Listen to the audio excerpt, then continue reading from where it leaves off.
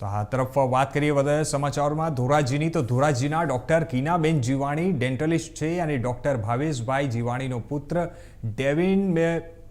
ડેવિન જીવાણી જે અમદાવાદમાં આવેલા બીજે મેડિકલ હોસ્પિટલમાં રહેતા હતા અને ત્યાંથી 500 મીટર દૂર બીજે મેડિકલ હોસ્ટેલનું મેસ બિલ્ડિંગ આવેલું હતું અને ત્યાં રાબેતા મુજબ સવાર સાંજ જમવા માટે જતા અને આ બિલ્ડિંગ પર અમદાવાદથી લંડન ખાતે જતું વિમાન જે છે તે દુર્ઘટનાગ્રસ્ત થયું હતું અને અસંખ્ય વિમાનના પેસેન્જરોના મોત પણ નીપજ્યા હતા.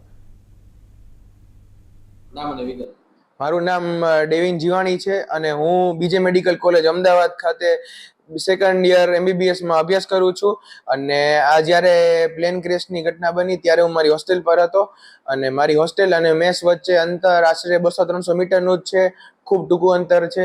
અને જ્યારે આ ઘટના બની ત્યારે મને જોરથી એક ધડાકો થયો હોય એવો અવાજ આવ્યો, એટલે મને એમ લાગ્યું કે કંઈક બોમ્બ વિસ્ફોટ થયો છે. પણ હું જ્યારે ઉતરીને નીચે આવ્યો ત્યારે મેં જોયું કે આગ લાગી છે અને બહુ ધૂળ ને ધુમાડા ઉડી રહ્યા છે. એટલે મેં કોઈને પૂછ્યું કે શું થયું છે, તો મને એવી જાણ થઈ કે આપણી મેસની બિલ્ડિંગ ઉપર પ્લેન ક્રેશ થયું છે. એટલે હું પણ ખૂબ ડરી ગયો, ગંભીરતાનો માહોલ હતો, ભાગદોડ મચી ગઈ હતી.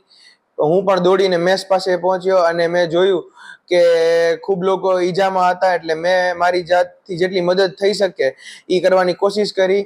મેસમાં જેટલા ઘાયલ હતા એમને તરત જ હોસ્પિટલે પહોંચાડીને તેમને જલ્દી સારવાર મળે એવો પ્રયત્ન કરવાની કોશિશ કરી મેં.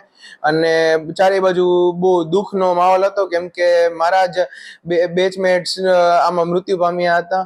એટલે ખૂબ દુઃખ ને ગંભીર ઘટના બની છે.